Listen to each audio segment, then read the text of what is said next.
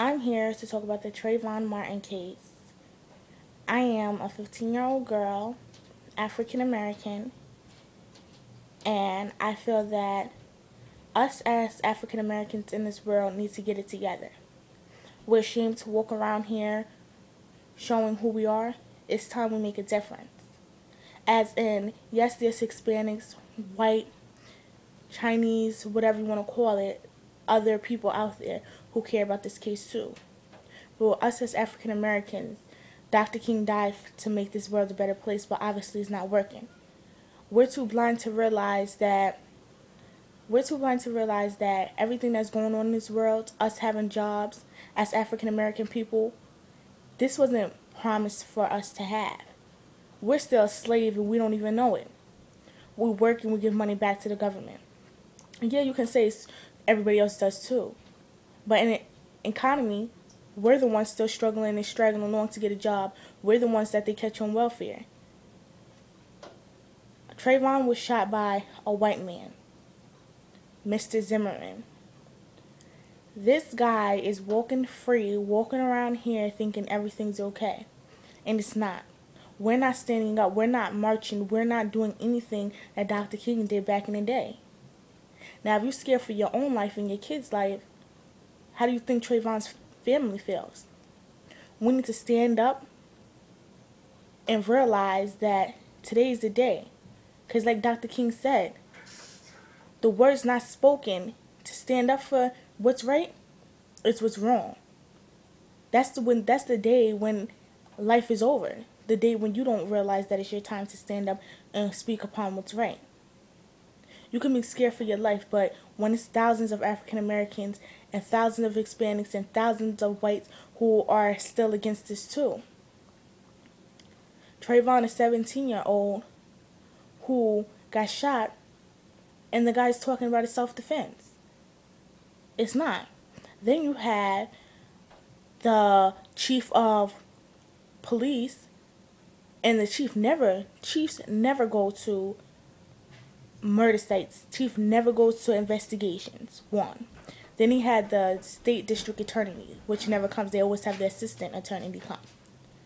There's a lot of stuff in this world that we don't know. We're crippled by the United States of America. We're crippled by everything. We have a black president, but a white man still signing his checks. So what does it tell you? We're still slaves to our own economy, our own world. We just don't know it. We just have so-called the rights of everybody else. We still get talked down on. We still get caught ignorant. This Trayvon case is a serious case that needs to be spoken upon. If that means, yeah, you have to wear a black hoodie, carry Skittles, and an iced tea, then do what you have to do.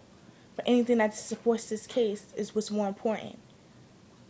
This is not the first case that has been bypassed by a bunch of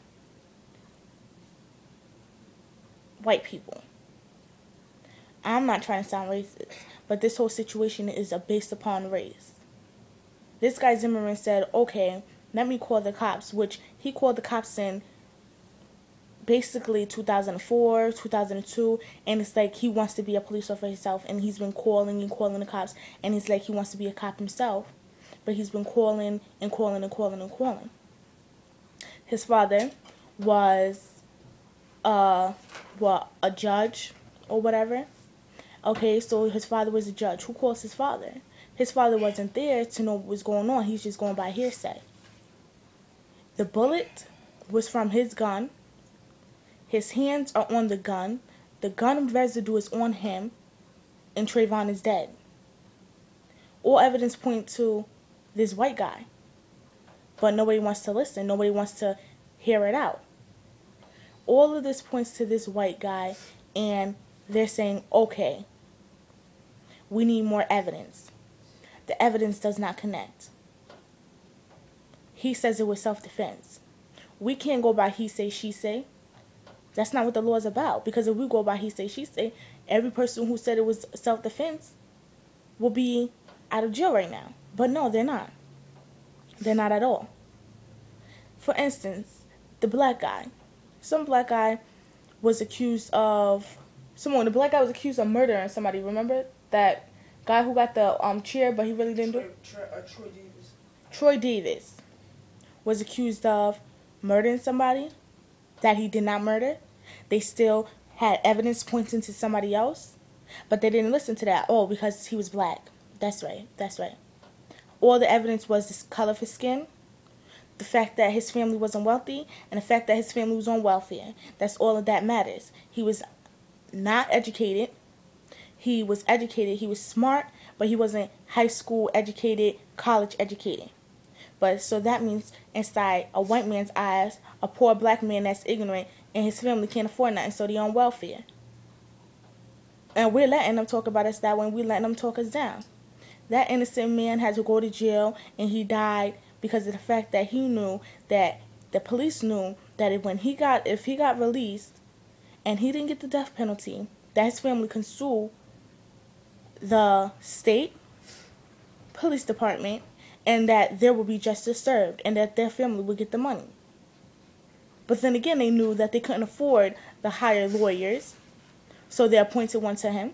He couldn't afford the lawyers, and with that being said, that he couldn't afford the lawyers, they was like, okay, they can't do nothing else because another poor black man, poor black family can't afford nothing and waiting on the government to give them checks. Independence is what we need. We have African American boys and girls growing up wondering, are they going to be next just from walking around the corner to go get an Arizona or go get a soda just for being black? And they want to say self-defense? This guy deserves to be in jail, get the death penalty. I don't care. He needs to be off the streets because he's still walking around in the streets. And once he moves or once he crosses that border, what are they going to say? Case closed. A family still has their eyes open, hoping and praying that this guy goes to jail. And we're sitting here talking about, okay, yeah, justice needs to be served, but what are we doing? We're not sitting here, we're not supporting, and we're not marching, because that's what Dr. King did, and we have to march as a group, because now it's not only us black people, it's Hispanics, it's whites, everybody who's walking around here saying Trayvon is my son. Trayvon is my brother. Justice needs to be served. And if it's not going to be served, then this United States or this state and this police department needs to be sued. Something needs to happen now, because today is the day that there needs to be change. We're tired of holding off, and we're trying to black on black crimes. We're killing each other, and we need each other at the worst point. Black parents always used to say, see, I don't care, you could do anything to me, but if somebody touches my kid, somebody touches your kid, you know how people always around here talking about, oh yeah, that's my daughter, but y'all really best friends with the girl? Well, Trayvon is every African American son, brother, sister, nephew, uncle, I don't care. He's everything to all of y'all out here, because he's not the first African American boy, teenager to die and have the case closed. Kim Kardashian had what? Powder or flour or whatever thrown in her face. The person who did that went to jail. The guy who shot Trayvon is still walking around in the streets. Where's the justice? Where is it? And I don't care who's viewing this and who has what to say, but it's time for justice, and it's time for us to stand up as one. Justice needs to be served.